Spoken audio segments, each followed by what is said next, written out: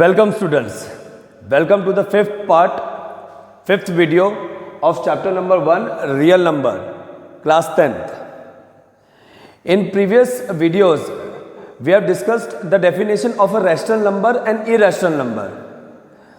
Definition of rational number: a number is which is in the form of p by q. ऐसे numbers जो p upon q form में होते हैं that are called rational numbers. And the numbers which are not in the form of p by q are called irrational numbers. ऐसे numbers जिनको हम p by q form में नहीं लिख सकते वो irrational numbers होते हैं. इस definitions को हम यूज करेंगे इस क्वेश्चन को प्रूफ करने के लिए. Prove that root 5 is irrational, which belongs to exercise 1.3. So we will discuss how to prove certain type of questions which are irrational. इसमें कंसेप्ट यूज होता है इसको प्रूव करने के लिए, that is called contradiction. Contradiction मतलब हम ऐसी चीज मान लेते हैं, देखो rational and irrational are opposite of each other. Rational का अपोजिट डेफिनेशन है इरेशनल. तो कॉन्ट्राडिक्शन में हम क्या करेंगे, उल्टा बताएंगे कि भैया रूट 5 अगर रैशनल इरेशनल नहीं है तो वो इरेशनल होगा. ठीक है, अगर इरेशनल नहीं है तो वो रैशनल होगा, क्योंकि रियल नंबर्स के अंदर दो ही कैटेगरी है, एक रैशनल और एक इरेशनल. तो इसको कॉन्ट्राडिक्शन से हम करेंगे, हम एज्यूम करेंगे कि रूट 5 इरेशनल नहीं है तो चलो रैशनल होगा. ठीक है, और फिर हम कुछ स्टेप्स करेंगे और इससे ये बताएंगे कि वो रैशनल नहीं निकला, तो ऑटोमेटिकली अगर वो रैशनल नहीं निकला तो क्या बचेगा, वो इरेशनल नंबर बन जाएगा. So we will use this concept. There are two type of question in this exercise. पहला टाइप ये है जिसके अंदर रूट के अंदर एक सिंगल नंबर आता है, साथ में मल्टीप्लाई में कोई नंबर नहीं है, प्लस माइनस में डिवाइड में कुछ नहीं है, only a single number in under root sign. इस अंडर रूट के अंदर एक सिंगल नंबर है सिर्फ, और कोई भी इसमें मल्टीप्लाई में डिवाइड में और कोई नंबर नहीं है. पहला टाइप तो ये हो गया. इसके अंदर क्या क्या एग्जाम्पल्स, क्या क्या क्वेश्चन फ्रेम हो सकते हैं. Prove that root 2 is irrational, root 3 is irrational, root 5 is irrational, root 6 is irrational. इस तरीके से आपके ये क्वेश्चंस बनते हैं इस पे. Second type of question is we are having numbers with this root also. मतलब हमारे पास यहाँ पर मल्टीप्लाई में, डिवाइड में, प्लस में या माइनस में एक रैशनल नंबर भी होगा तो वो मिक्सचर कहलाएगा. तो उसकी प्रोसीजर डिफरेंट है. सो आज हम इस वीडियो में पहले स्टार्टिंग में हम इसको प्रूफ करेंगे. इसकी स्टेप्स को हम ध्यान से नोटिस करेंगे, इसको मेमोरी में थोड़ा सा फिट करेंगे, और उसके बाद इसी के टाइप से, इसी के जैसे क्वेश्चन जैसे रूट 2 रूट 3 है उसको आप सॉल्व करके एक बार देखिएगा. तो let's start with root 5. The first step is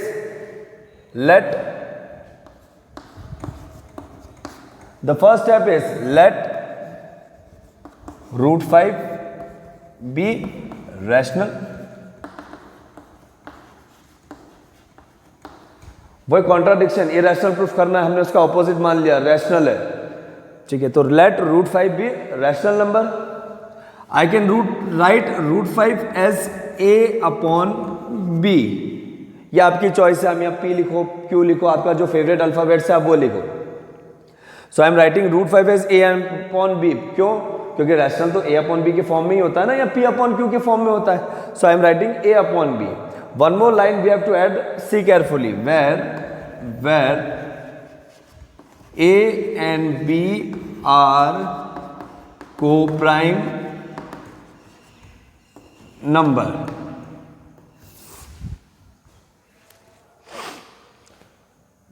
a और b, a and b क्या है, को-प्राइम है. को-प्राइम का मतलब क्या है सर?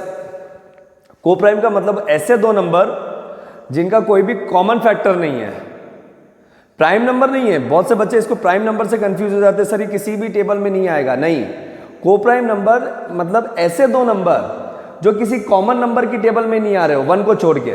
वन तो सभी, वन की टेबल में तो सभी नंबर आ जाते हैं, तो वन को छोड़ के कोई भी और नंबर में नहीं आता. Like example, I can write 6 and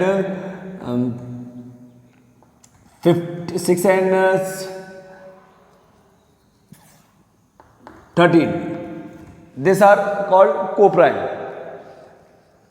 देखो 6 तो 2 की टेबल में आ रहा है तो प्राइम नंबर से कोई मतलब नहीं है, बट को-प्राइम क्यों बोला गया है? क्योंकि 6 जिस नंबर्स की टेबल में आ रहा है 1 को छोड़ के, 13 उस नंबर की टेबल में नहीं आ रहा है, ठीक है। सो दिस आर कॉल्ड को प्राइम नंबर। हमने इनको को प्राइम नंबर माना है, मतलब को प्राइम का मतलब कोई भी कॉमन फैक्टर नहीं है, ठीक है, कोई भी कॉमन फैक्टर नहीं है, मतलब रैशनल नंबर तो है बट वो सिंपलेस्ट फॉर्म में कट करके जो आता है सिंपलेस्ट फॉर्म, वो सिंपलेस्ट फॉर्म में रैशनल नंबर है ये, ठीक है। Next step, I can write b √5 is equals to a, क्योंकि b डिवाइड में उधर जाके मल्टीप्लाई में हो गया, ये मल्टीप्लाई में। Let squaring both side, squaring both side, we will get b √5 का whole square is equals to में a square. I have done squaring both side, दोनों तरफ स्क्वायर करा। अब स्क्वायर करने के बाद क्या आएगा, ये this is b square and √5 का square is 5 is equals to a square. I can write it as 5b square is equals to a square. Let it be equation number 1। तो हमने क्या स्टेप फॉलो करी, पहले √5 को rational माना। Rational कैसा होता है, a/b का फॉर्म होता है, तो a/b करा। Then we have done some simplification, b नीचे था तो ऊपर ले गए और स्क्वायरिंग बोथ साइड करा, यहां तक हमारा आ गया। अब इसके बाद आपको 2 लाइन लिखनी है, वो 2 लाइन आपको कभी थोड़ा बहुत कंफ्यूज कर सकती है, but I will try to resolve your confusion. मैं कोशिश करूंगा कि आपका वो कंफ्यूजन हट जाए। देखो एक एग्जाम्पल लेते हैं हम लोग, 2 की टेबल आपको पता ही है अच्छे से, है ना। अगर मैं कोई भी नंबर जो 2 की टेबल में आता है उसको कैसा लिख सकता हूं, कोई भी एक एग्जांपल लेते हैं हम, जैसे like I am taking 14, what I can write 14 as 2 × 7। कोई भी एग्जांपल ले लो, 20 भी 2 की टेबल में आता है, yes sir, so I can write at 2 × 10। मतलब जो नंबर 2 की टेबल में आते हैं, जो नंबर 2 की टेबल में आते हैं, मैं उनको लिख सकता हूं 2 × समथिंग। तो a स्क्वायर को मैं क्या लिख सकता हूं, 5 × समथिंग। a स्क्वायर भी तो है 5 × समथिंग, मतलब a स्क्वायर किसकी टेबल में आ रहा है, 5 की टेबल में आ रहा है। So I can write a square is divisible by 5। एक थ्योरम है आपकी बुक में, है ना, 1.3 से पहले एक थ्योरम है, आप उसको पढ़िएगा। वो थ्योरम ये कहती है कि अगर किसी नंबर का स्क्वायर डिविजिबल बाय 5 है, किसी नंबर का स्क्वायर अगर डिविजिबल है तो वो नंबर भी 5 से डिविजिबल होगा। दैट मीन्स अगर a का स्क्वायर डिविजिबल बाय 5 है, then a is also divisible by 5। ये थोड़ा सा स्टेप्स आप लोगों को अपने माइंड में फिट करना है, because the procedure is same for all the questions. √2, √3, √7, √6 सबके लिए प्रोसीजर बिल्कुल सेम है, ठीक है, बस डिजिट्स बदल जाएंगे थोड़े से। यहाँ पर 5 की जगह 3 आ जाएगा, 3 आ जाएगा, 3 आ जाएगा यहाँ पर, इस तरीके से। सो a is divisible by 5। Again I am using this concept कि अगर a, क्योंकि अभी हमने क्या करा था, a स्क्वायर डिविजिबल बाय 5 था, उससे अपन ने कंक्लूजन निकाला था कि a डिविजिबल बाय 5 है। मतलब अगर a डिविजिबल बाय 5 है तो I can write a is equals to 5c। Sir ये c कहां से आ गया, c कोई इंटीजर है, 5 × समथिंग। a अगर 5 से डिविजिबल है तो a is equals to 5 × something, और वो समथिंग हमारा c है, क्योंकि यहां तो स्क्वायर वाला रिलेशन था ना, a स्क्वायर 5 × b स्क्वायर था, तो मैं स्क्वायर वाले रिलेशन से यहाँ पर b नहीं लिख सकता ना, क्योंकि a का स्क्वायर तो 5 × कुछ और नंबर आ सकता है, but a is equals to 5 × कुछ और नंबर आएगा ना, तो I am writing it as c। Again squaring both side,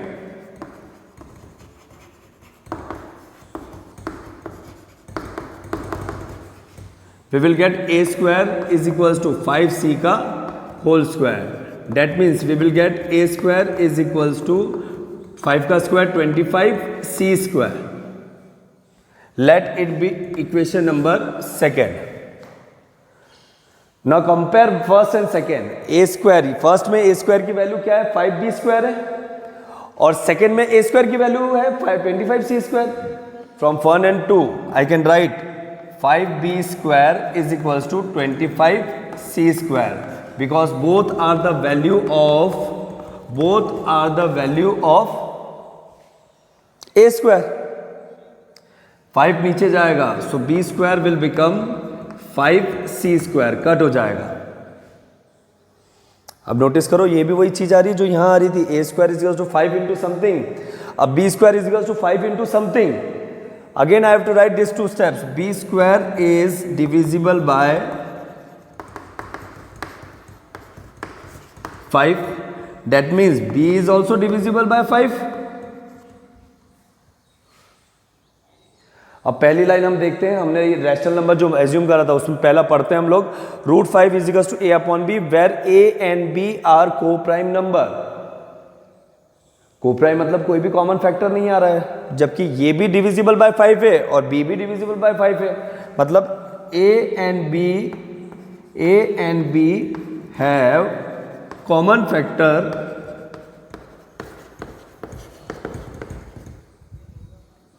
5, a and b have common factor 5। तो हमने जो एज्यूम करा था वो तो गलत हो गया ना सर, क्योंकि a एंड b के कॉमन फैक्टर आ गए, जबकि हमने यहां माना था कि a अपॉन b के फॉर्म में, सिंपलेस्ट फॉर्म में, और ये को प्राइम है, तो कॉमन फैक्टर नहीं आना चाहिए था। That means our assumption is wrong, therefore √5 is irrational number. That's it. You can pause the video and note it down.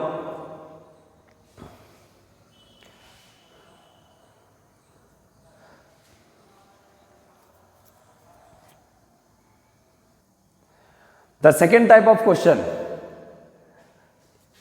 we have to prove that 3 plus 2 √5 is irrational। हमने कैसे पहचाना sir ये second type का question है? Because देखो यहां पर √5 के साथ रैशनल मल्टीप्लाई में भी आ गया, और जो आंसर आ रहा है उसमें एक रैशनल नंबर ऐड भी हो रहा है, मतलब it is mixture of rational and irrational number. इसमें हमको एक चीज एज्यूम करके चलनी पड़ती है, आपको बहुत सी बार क्वेश्चन में दिया भी जाता है, assume that √5 is irrational, then prove that 3 plus 2 √5 is irrational. मतलब इस टाइप के क्वेश्चन में जहां पर मिक्सचर है, वहां पर आपको जो रूट वाला नंबर दे रखा है उसको आपको रैशनल एज्यूम करके ही चलना पड़ता है कि √5 इरेशनल है। मतलब कुल मिला के आप एक चीज नोटिस करिएगा कि ये प्रूफ करने के लिए क्या बोल रहे हैं, आपको क्या चीज प्रूफ करने के लिए बोल रहे हैं, ये प्रूफ करने के लिए बोल रहे हैं कि इरेशनल का मल्टीप्लाई अगर आप रैशनल से करते हो तो जो आंसर आता है वो भी इरेशनल होता है, और इरेशनल नंबर का जब आप रैशनल के साथ एडिशन करते हो तब भी जो आंसर आता है वो इरेशनल होता है। That means we have to assume that √5 is irrational, ठीक है, और हमको प्रूव करना है कि ये पूरा भी इरेशनल है। तो let's start the procedure. Step 1 is same, let 3 plus 2 √5 is rational number. हमने एज्यूम करा वही चीज कि ये रैशनल है। 3 plus 2 √5 is equals to a upon b। यहां तक की प्रोसीजर सेम है, सिर्फ यहां तक की, इसके बाद आपके चेंजेस आएंगे। आपको यह मानना है कि where a and b are integers, और प्रीवियस जो क्वेश्चन था उसमें हमने क्या माना था, को प्राइम नंबर्स माना था, इसमें हम इंटीजर्स बोल रहे हैं, ठीक है। क्यों? क्योंकि कहीं ना कहीं हमको लॉजिक में देखना आपको कि जब आपने रैशनल बताया इसको, तो बट ये रैशनल का फॉर्म एक तरफ रैशनल आ जाएगा, एक तरफ इरेशनल आ जाएगा, कॉन्ट्राडिक्शन है। तो कहीं ना कहीं हम लोगों को ये मेमोराइज करना है कि ये इंटीजर है, इसका फायदा क्या होगा हमको आगे पता चलेगा। वहां पिछले क्वेश्चन में भी वो इंटीजर्स ही थे, बट को प्राइम मतलब हमने सिंपलेस्ट फॉर्म में रैशनल नंबर माना था, इसमें भी सिंपलेस्ट फॉर्म में। बट ये क्यों मेंशन कर रहा हूं कि रैशनल है, बताने के लिए आप लोगों को कि ये इंटीजर्स हैं, होते हैं, क्योंकि रैशनल नंबर की डेफिनेशन अगर आप पूरी पढ़ेंगे तो उसमें आपको कहीं ना कहीं इंटीजर्स वर्ड आता है डेफिनेशन में, ठीक है। अब इसके पीछे हमारा मोटिव क्या है कि हमको क्या अप्रोच रखनी है अपने माइंड में कि हम इसको इरेशनल प्रूफ कर सकें। तो आपको एक छोटा सा एक लाइन बता रहा हूं, उसको मेमोराइज करोगे तो आपको इस टाइप के क्वेश्चन में प्रॉब्लम नहीं आएगी।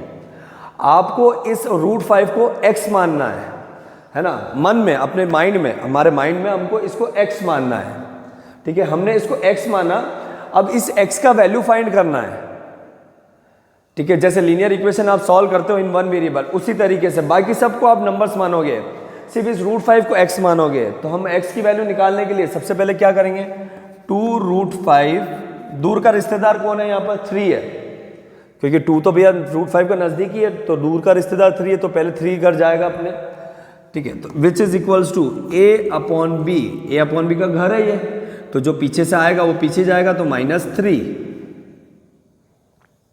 सर इस 2 को भी हटाना है, 2 मल्टीप्लाई में तो नीचे लेके जाएं, बट किसके नीचे रखेंगे, इसके या इसके, दोनों के नीचे, नहीं और नहीं समझ में आता है तो आप पहले एलसीएम ले लीजिए यहाँ का, 2√5 इज इक्वल्स टू, इन दोनों का एलसीएम आएगा b, क्रॉस मल्टीप्लाई होगा a, ये b यहाँ मल्टीप्लाई होगा तो 3b।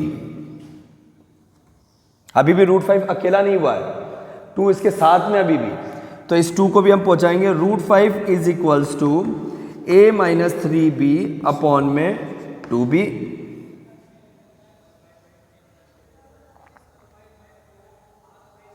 √5 इरेशनल, ठीक है, √5 तो इरेशनल है, हमने एज्यूम करके ही चल रहे हैं, वो इस क्वेश्चन को सॉल्व करने से पहले ही हमारे माइंड में था कि √5 इरेशनल है।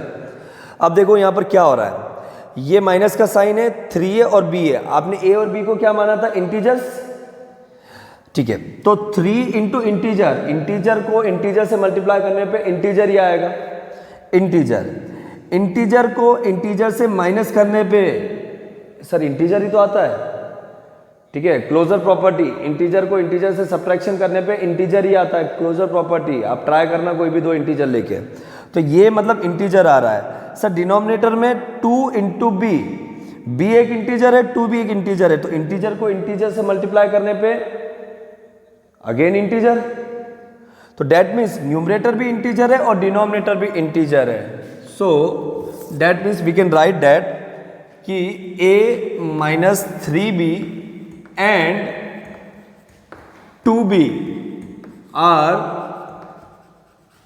इंटीजर्स।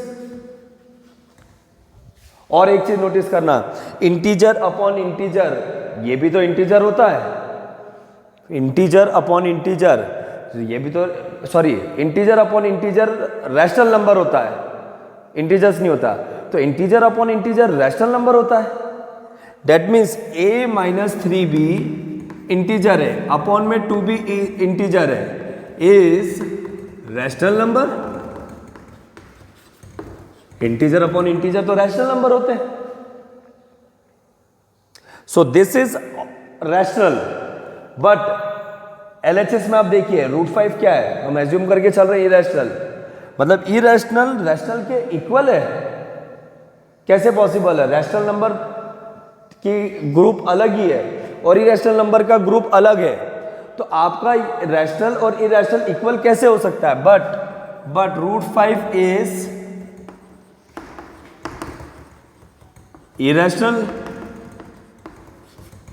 मतलब हमारा एजम्पशन रॉन्ग हो गया, सर ये रैशनल और इरेशनल इक्वल कैसे हो सकते हैं, our assumption is wrong, our assumption is wrong, therefore 3 + 2√5 is irrational number, hence proved. इसका सॉल्यूशन तो प्रीवियस वाले सॉल्यूशन से भी छोटा हो गया, ठीक है, तो आपको रिकॉग्नाइज कैसे करना है एग्जाम में, समझ में आया ना, सिंगल रूट के अंदर आता है तो वो प्रोसीजर करनी है जो इससे पहले वाले क्वेश्चन में बताई थी, और अगर रूट के साथ कुछ नंबर्स आ जाते हैं तो we have to follow this procedure. I am solving one more question of this type, question number 3, first part. The procedure is same for this part, क्यों सर, सर ये भी तो सिंगल रूट में ही है, √2 ही तो है सर, √2 के साथ सर कुछ है भी नहीं, है सर, √2 के साथ सर ऊपर 1 है, √2 के साथ ऊपर 1 है, तो ये वो सिंगल रूट वाला नहीं है, ये वापस से वो सेकेंड टाइप ऑफ क्वेश्चन ही है, तो the same procedure I have to follow, let 1/√2 B rational number Therefore 1 upon root 2 is equals to a upon b, where a and b are integers.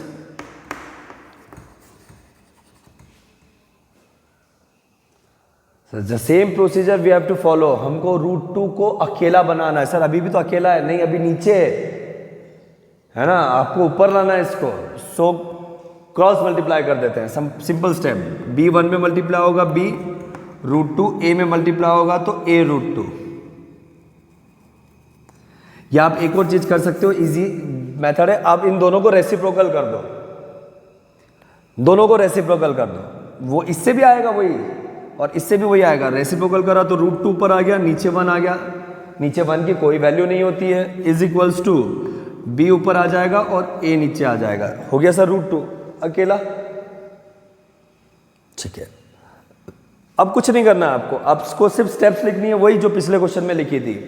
हमको लिखना है यहां पर देखो, b इंटीजर है और a भी इंटीजर है, और इंटीजर अपॉन इंटीजर तो रैशनल नंबर होता है. ठीक है, यहां लिखेंगे b and a are integers.